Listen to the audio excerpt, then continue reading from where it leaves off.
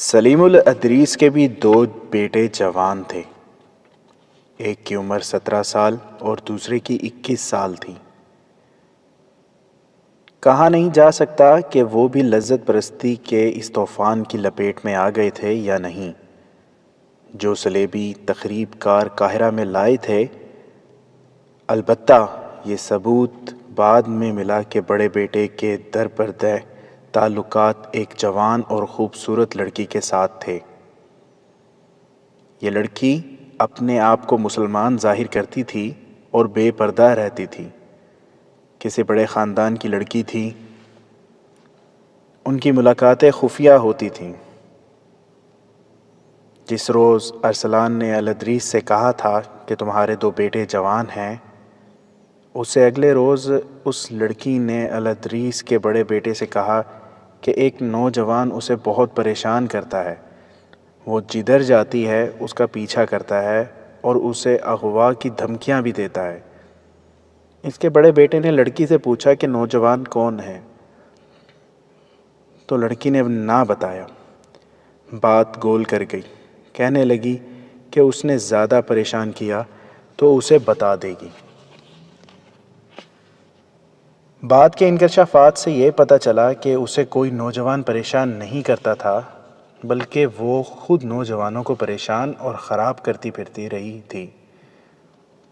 اس نے جس شام بڑے بیٹے سے یہ شکایت کی کہ اس سے اگلے ہی روز اس نے الادریس کے چھوٹے بیٹے کو، جس کی عمر 17 سال تھی، اپنے جال میں پھانس لیا اور ایسی والہانہ اور بے تابانہ محبت کا اظہار زبانی اور عملی طور پر کیا کہ لڑکا اپنا آپ اس کے حوالے کر بیٹھا۔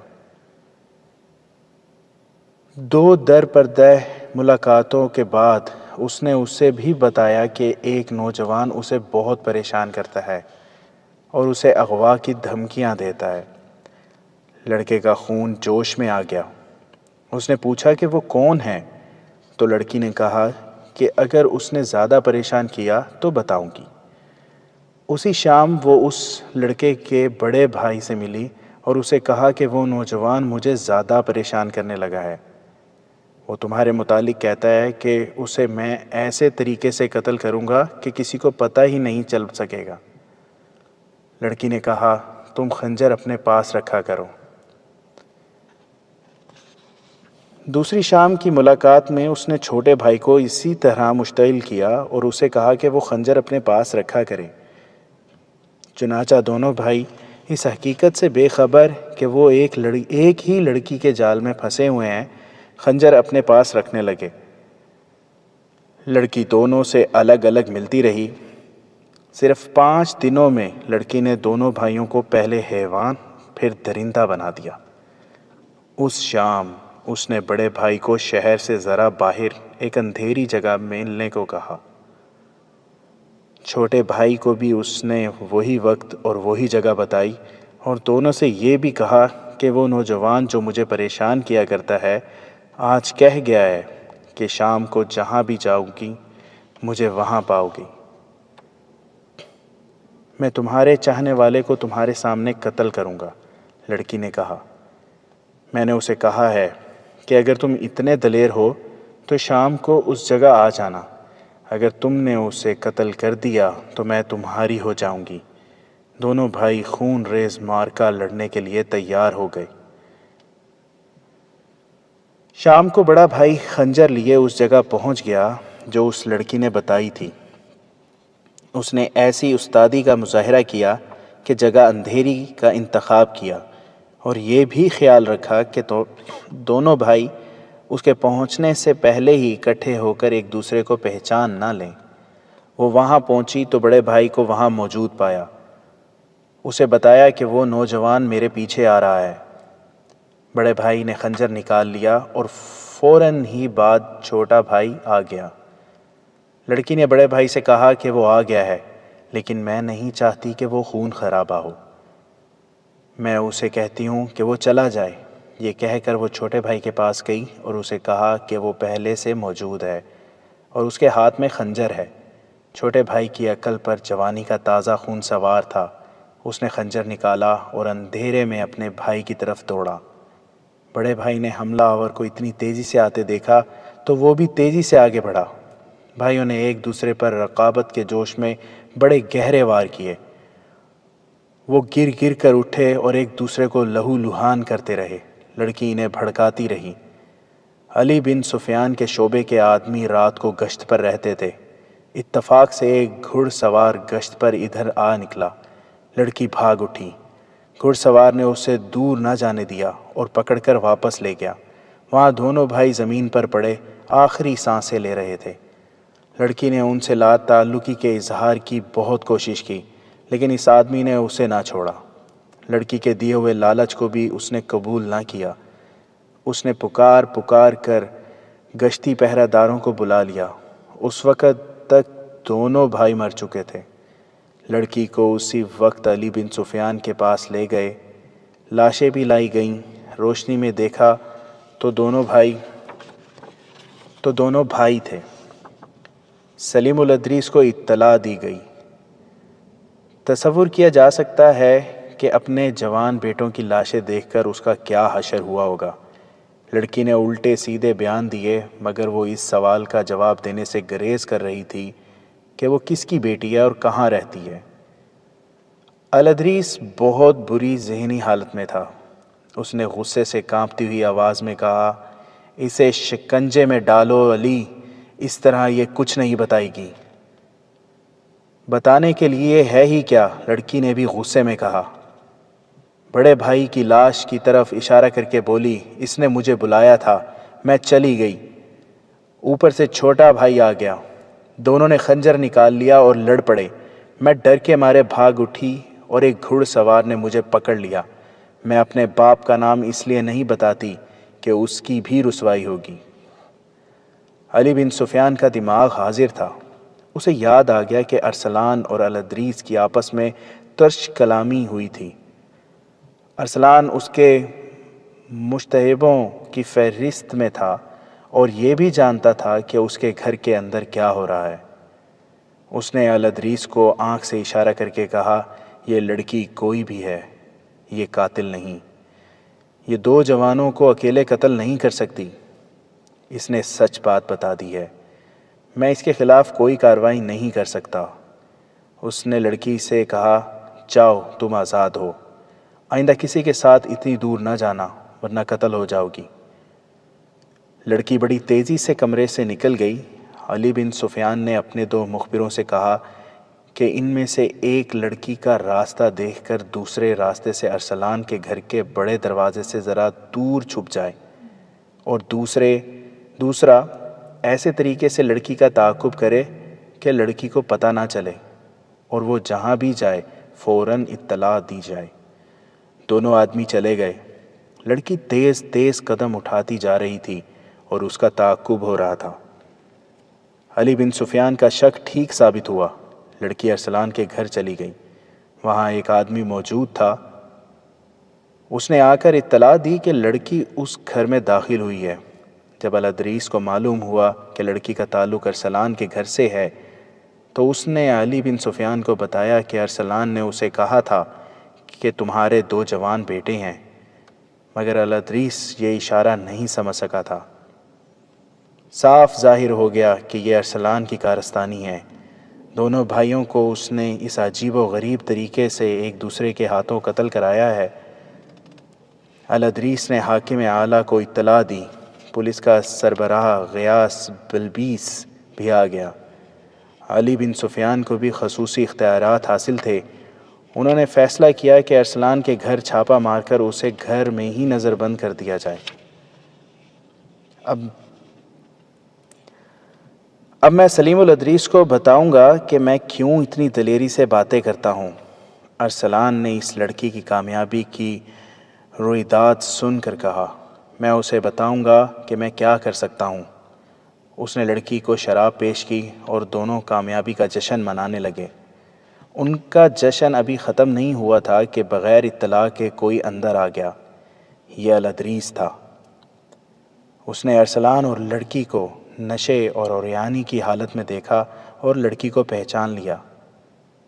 ارسلان نے نشے کی حالت میں کہا، اپنے بیٹوں کو قتل کرا کے تم میرے ہاتھوں قتل ہونے آئے ہو۔ دربان کہاں ہے؟ یہ شخص میری جنت میں بغیر اجازت کیوں کر آ گیا ہے؟ تمہیں جہنم لے جانے کے لیے آیا ہوں، الادریس نے کہا۔ میں اپنے بیٹوں کا انتقام لینے نہیں آیا، تمہیں غداروں کے انجام تک پہنچانے آیا ہوں۔ اتنے میں شہر کا وہ حاکم اعلیٰ اندر آیا جس کے پاس امیر مصر کے اختیارات تھے۔ اس کے ساتھ غیاث البلبیس اور علی بن سفیان تھے۔ لڑکی کو گرفتار کر لیا گیا۔ ارسلان کے تمام ملازموں اور گھر کے دیگر افراد کو باہر نکال کر اس کے محل جیسے مکان کے اندر اور باہر فوج کا پہرا کھڑا کر دیا گیا۔ اس کے گھر میں ایک تہہ خانہ برآمد ہوا جو بہت ہی وسیع اور گہرا تھا۔ وہاں سے تیر کمانوں اور برچھیوں کے انبار نکلے۔ ایک ڈھیر خنجروں کا تھا، آتش گیر مادہ بھی تھا۔ ایک صندوق میں سے حشیش اور زہر برآمد ہوئے۔ ایک اور کمرے میں سے سونے کی اینٹیں اور اشرفیوں کی تھیلیاں برآمد ہوئیں۔ اس نے اپنی پرانی 2 بیویوں اور ان کے بچوں کو کہیں اور بھیج رکھا تھا۔ گھر میں 3 لڑکیاں تھیں، تینوں ایک سے ایک بڑھ کر خوبصورت تھیں اور تینوں غیر مسلم تھیں۔ رات ہی رات ملازموں کی چھان بین کر لی گئی۔ ان میں 3 صلیبیوں کے جاسوس نکلے۔ کیا تم خود بتاؤ گے کہ تمہارے عزائم کیا ہیں؟ حاکم اعلیٰ نے ارسلان سے پوچھا۔ یہ مال و دولت اور اسلحہ کی یہ انبار تمہیں سزائے موت دلانے کے لیے کافی ہیں۔ پھر سزائے موت دے دو، اس نے نشے کی حالت میں کہا۔ اگر مجھے جان ہی دینی ہے تو خاموشی سے کیوں نہ مر جاؤں۔ خدا کی نگاہ میں یہ بہت بڑی نیکی ہوگی کہ تم ہمیں اور اس کے نام لیواؤں کو خطرے سے آگاہ کر دو، حاکم اعلیٰ نے کہا۔ مجھے امید ہے کہ اس نیکی کے بدلے خدا تمہارے اتنے گناہ بخش دے گا۔ تم لوگ تو مجھے نہیں بخشو گے، ارسلان نے کہا۔ سلطان ایوبی اس سے بھی بڑے گناہ بخش دیا کرتا ہے، علی بن سفیان نے کہا۔ آپ کے بچنے کی صورت پیدا ہو سکتی ہے۔ آپ بتا دیں کہ یہاں کس قسم کی تخریب کاری ہو رہی ہے، کچھ اور لوگ گرفتار کرا دیں۔ وہ کمرے میں ٹہل رہا تھا، باقی لوگ ادھر ادھر بیٹھے تھے۔ الادریس نے اپنی خنجر نما تلوار کمر سے باندھ رکھی تھی۔ ارسلان خاموشی سے ٹہلتے ٹہلتے اس کے قریب گیا اور بڑی ہی تیزی سے اس کی میان سے تلوار نکال کر اپنے سینے اور پیٹ کے درمیان رکھی۔ پیشتر اس کے ہاتھ سے تلوار چھینی جاتی، اس نے دستے پر دونوں ہاتھ رکھ کر پوری طاقت سے تلوار اپنے پیٹ میں گھونپ لی۔ وہ اپنے بستر پر گرا۔ دوسرے آدمی تلوار اس کے پیٹ سے نکالنے لگے تو اس نے کہا، رہنے دو، میری 2-3 باتیں سن لو۔ مر جاؤں گا تو تلوار نکال لینا۔ میں نے اپنے آپ کو سزا دے دی ہے۔ میں زندہ صلاح الدین ایوبی کے سامنے نہیں جانا چاہتا تھا کیونکہ وہ مجھے اپنا وفادار دوست سمجھتا تھا۔ میں تمہارے کسی سوال کا جواب نہیں دوں گا۔ تلوار اپنا کام کر چکی ہے۔ ہوش کرو، مصر سخت خطرے میں ہے۔ مصر میں جو فوج ہے وہ بغاوت کے لیے تیار ہے۔ فوجوں کی رسد کو میں نے ناپید کیا ہے۔ سپاہیوں کو کھانے کے لیے کچھ نہیں ملتا۔ صلیبی تخریب کاروں نے فوج میں یہ بات پھیلا دی ہے کہ محاذوں پر بکرے، اناج اور شراب جاری ہے اور وہاں کے سپاہیوں کو مال غنیمت سے مالا مال کر کے عیاشی کرائی جا رہی ہے۔ میرے گروہ میں اچھے عہدوں کے لوگ ہیں، میں کسی کا نام نہیں بتاؤں گا۔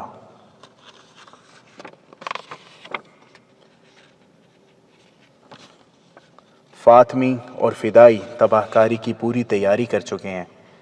تم بغاوت کو روک نہیں سکو گے۔ نئی فوج لاؤ، حالات تمہارے قابو سے۔ اور وہ فکرہ مکمل کیے بغیر مر گیا۔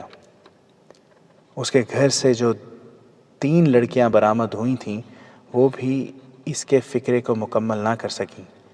انہوں نے اپنے متعلق بتا دیا کہ انہیں اخلاقی تخریب کاری اور مردوں کو پھانس کر استعمال کرنے کے لیے بھیجا گیا تھا۔ ارسلان کے گھر راتوں کو محفلیں جمائی جاتی تھیں جس میں فوج اور انتظامیہ کے افسر آیا کرتے تھے۔ ان کی خفیہ ملاقاتیں اور اجلاس ان لڑکیوں کے بغیر ہوتے تھے۔ لڑکیوں نے یہ تصدیق کر دی کہ مصر میں بغاوت کے لیے زمین ہموار کر دی گئی ہے۔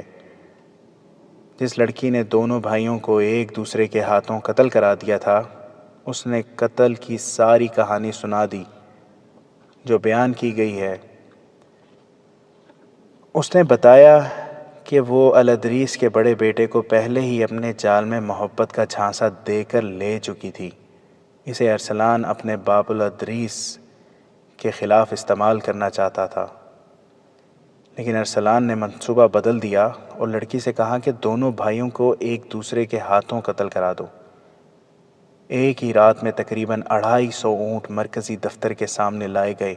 ان پر غلہ اور خرد نوش کا دیگر سامان لدا ہوا تھا۔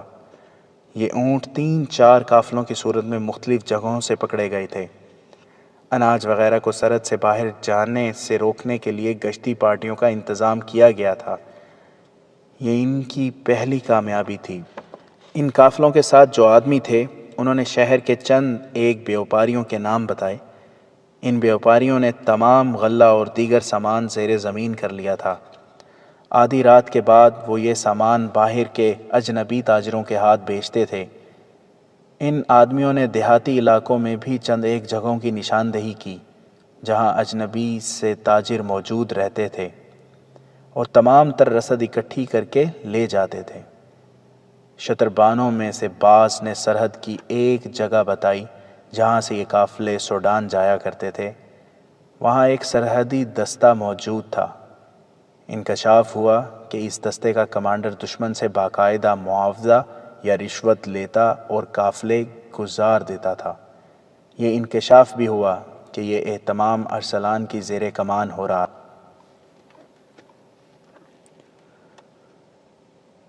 یہ ان سینکڑوں میں سے چند ایک واقعات ہیں جو سلطان ایوبی کی غیر حاضری میں مصر کو لپیٹ میں لیے ہوئے تھے۔ الادریس اور دیگر اعلیٰ حکام نے ارسلان کی غداری اور الادریس کے بیٹوں کی موت اور دیگر واقعات پر غور کرنے کے لیے اجلاس منعقد کیا۔ علی بن سفیان اور غیاث بلبیس نے یہ مشورہ پیش کیا کہ حالات اتنے بگڑ گئے ہیں کہ ان کے بس میں نہیں رہے۔ بیشتر اس کے کہ مصر میں بغاوت ہو جائے یا فاطمیوں کے اور فدائیوں کے ہاتھوں کوئی اعلیٰ شخصیت قتل ہو جائے۔ سلطان ایوبی کو مکمل حالات سے آگاہ کر دیا جائے اور انہیں مشورہ دیا جائے کہ ممکن ہو سکے تو وہ کرک کا محاصرہ اپنے نائبین کے سپرد کر کے قاہرہ آ جائیں۔ ایک قاصد کو تو پہلے ہی بھیج دیا گیا تھا مگر اسے تفصیلات نہیں بتائی گئی تھیں۔ اب سنگین وارداتیں ہو گئیں تو اجلاس میں فیصلہ ہوا کہ علی بن سفیان محاذ پر سلطان ایوبی کے پاس جائے۔ کرک کے محاصرے کو 2 مہینے گزر گئے تھے مگر کامیابی کی کوئی صورت نظر نہیں آتی تھی۔ صلیبیوں نے دفاع کے غیر معمولی انتظامات کر رکھے تھے۔ ایک انتظام یہ تھا کہ شہری سامان خرد نوش کا ذخیرہ کافی تھا۔ ایک جاسوس نے اندر سے تیر کے ساتھ پیغام باندھ کر باہر پھینکا تھا جس میں تحریر تھا کہ اندر خوراک کی کمی نہیں۔ مسلمان باشندوں پر اتنی سخت پابندیاں عائد کر دی گئی تھیں کہ ان کے گھروں کی دیواریں بھی ان کے خلاف مخبری اور جاسوسی کرتی تھیں، اس لیے اندر تخریب کاری ممکن نہیں ہو رہی تھی، ورنہ خوراک کا ذخیرہ تباہ کر دیا جاتا۔ شہر میں سلطان ایوبی کے جاسوسوں کی بھی کمی تھی۔ وہ کبھی کبھی رات کے وقت تیر کے ساتھ پیغام باندھ کر اور موقع محل دیکھ کر باہر کو تیر چلا دیتے تھے۔ فوجوں کے حکم تھا کہ ایسا تیر نظر آئے تو وہ اپنے کمانڈر تک پہنچا دیں۔ صلیبیوں نے محاصرہ توڑنے کی کوششیں ترک کر دی تھیں۔ وہ سلطان ایوبی کی طاقت زائل کرتے جا رہے تھے۔ سلطان ایوبی ان کی چال سمجھ گیا تھا۔ اس کے جواب میں اس نے بھی اپنا طریقہ بدل دیا تھا۔ صلیبیوں کی یہ کوشش ناکام ہو چکی تھی کہ انہوں نے باہر سے حملہ کیا تھا۔ سلطان ایوبی اس حملے کے لیے تیار تھا۔ اس نے نہایت اچھی چال سے اس فوج کو گھیرے میں لے لیا تھا۔ اس فوج کو گھیرے میں آئے 1.5 مہینہ گزر گیا تھا۔ گھیرے میں آئی ہوئی فوج گھیرا توڑنے کے لیے ہر طرف حملے کرتی تھی۔ سلطان ایوبی اس کا کوئی حملہ کامیاب نہیں ہونے دے رہا تھا۔ البتہ گھیرا کئی میلوں پر پھیل گیا تھا۔ وہ علاقہ سرسبز تھا، اس لیے سلیبیوں کو پانی اور جانوروں کو چارہ مل جاتا تھا۔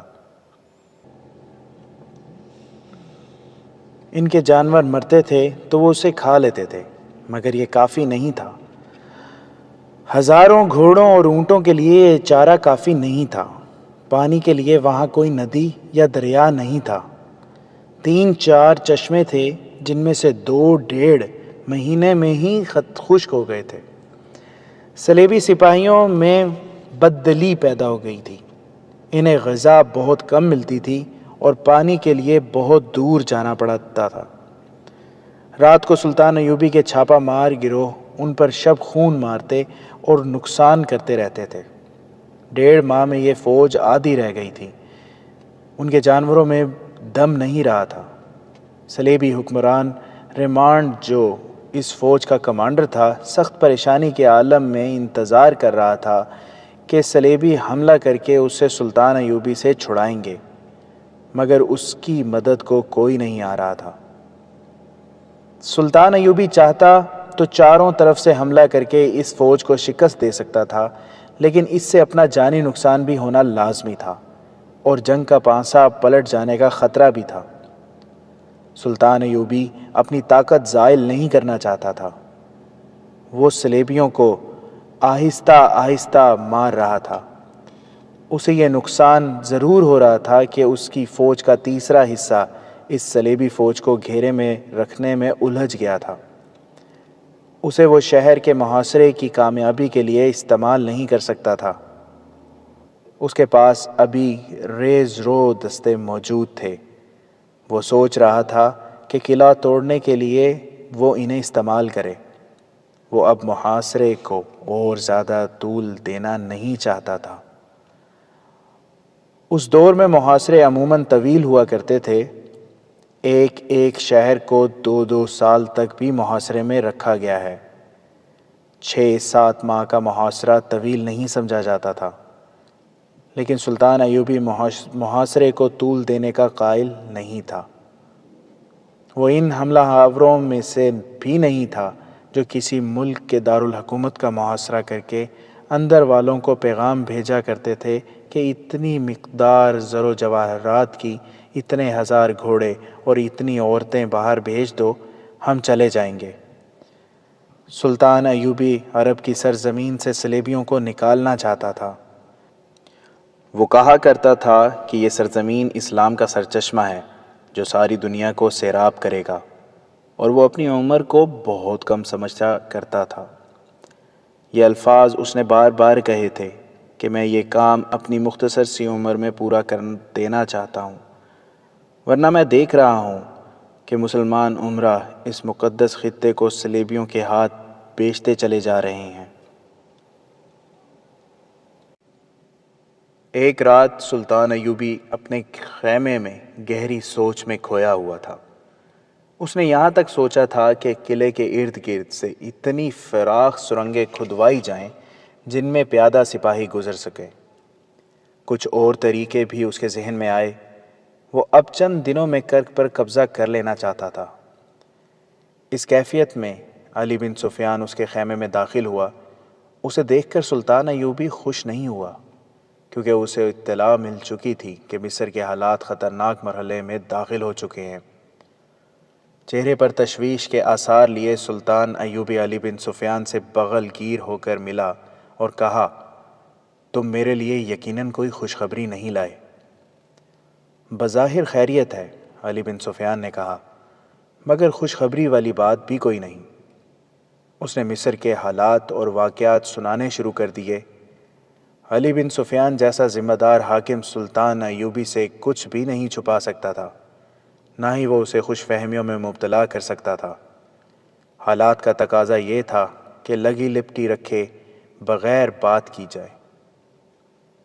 علی بن سفیان نے تقی الدین کی غلطیوں اور سلطان ایوبی کی بھی 1-2 غلطیوں کا کھل کر ذکر کیا۔ ارسلان کی غداری کا قصہ اور الادریس کے جوان بیٹوں کی موت کا حادثہ سن کر سلطان ایوبی کے آنسو نکل آئے۔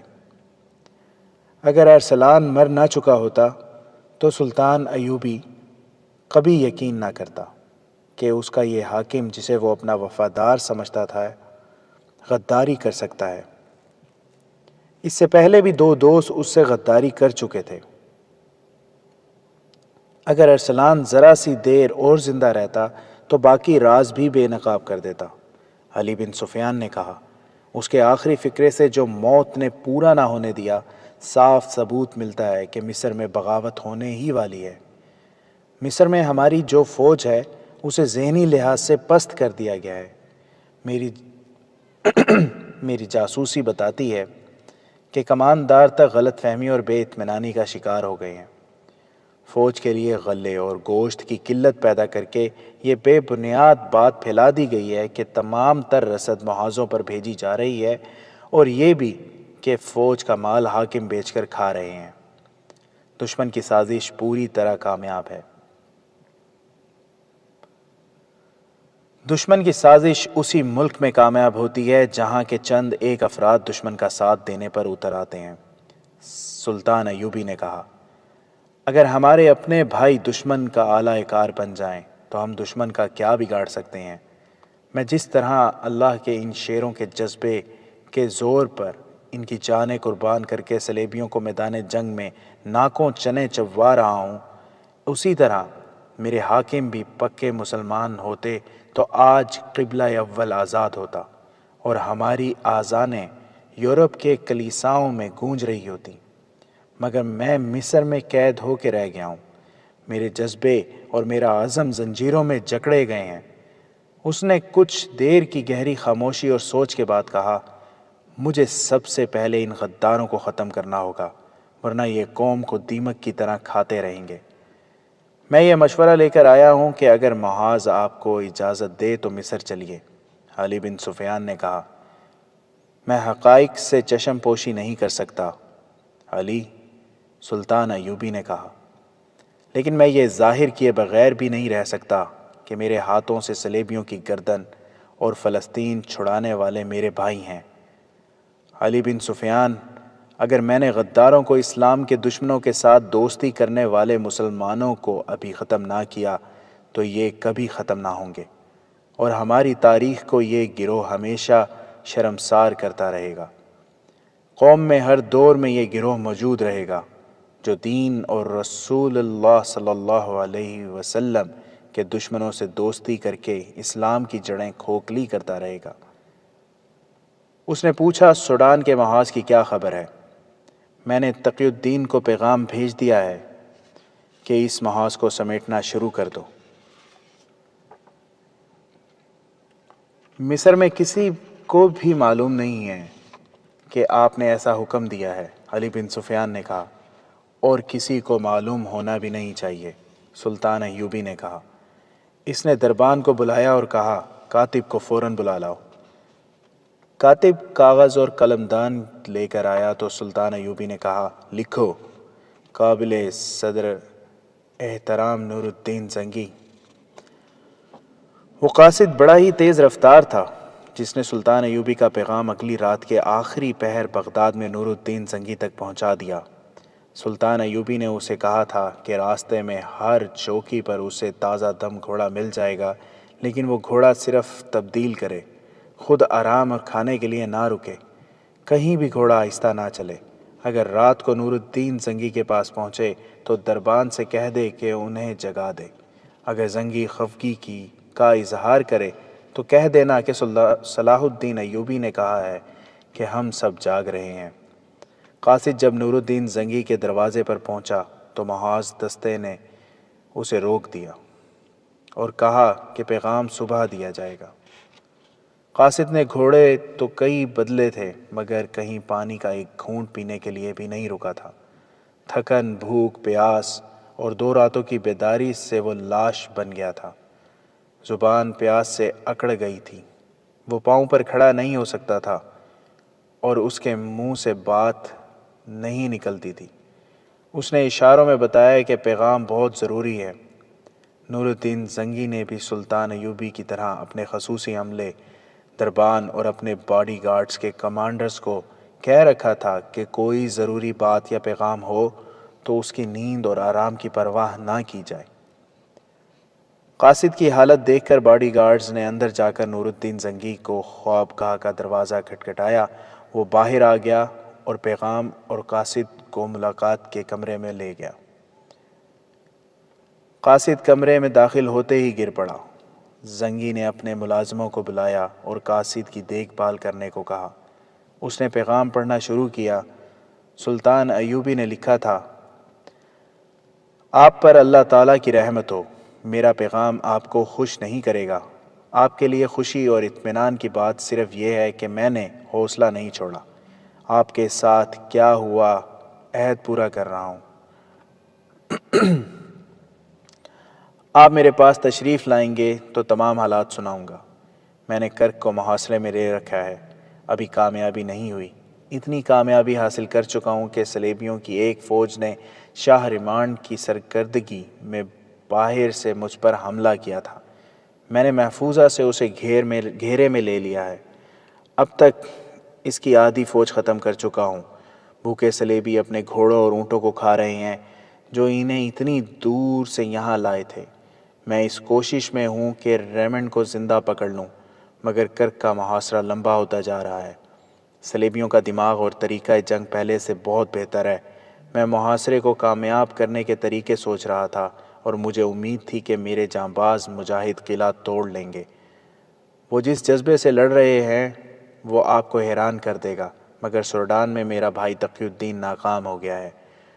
اس کی غلطی کہ اس نے اجنبی صحرا میں جا کر فوج کو پھیلا دیا ہے۔ وہ مدد مانگ رہا ہے۔ میں نے اس محاذ سمیٹنے اور واپس آنے کو کہا ہے۔ مصر سے آئی ہوئی خبریں اچھی نہیں۔ غداروں اور ایمان فروشوں نے دشمن کا اعلی کار بن کر مصر میں بغاوت اور صلیبی یلغار کے لیے راستہ صاف کر دیا ہے۔ علی بن سفیان کو آپ اچھی طرح جانتے ہیں۔ وہ خود میرے پاس آیا ہے۔ میں اس کے مشورے کو نظر انداز نہیں کر سکتا کہ میں مصر چلا جاؤں۔ محترم، میں کرک کا محاصرہ اٹھا نہیں سکتا، ورنہ صلیبی کہیں گے کہ صلاح الدین پسپا بھی ہو سکتا ہے۔ دشمن کی گردن میرے ہاتھ میں ہے۔ آئیے اور یہ گردن آپ اپنے ہاتھ میں پکڑ لیں۔ اپنی فوج ساتھ لائیں۔ میں اپنی فوج مصر لے جاؤں گا، ورنہ مصر بغاوت کا شکار ہو جائے گا۔ امید ہے آپ میرے دوسرے پیغام کا انتظار نہیں کریں گے۔ نور الدین زنگی نے ایک لمحہ بھی انتظار نہ کیا۔ شب خوابی کے لباس میں ہی مصروف کار ہو گیا۔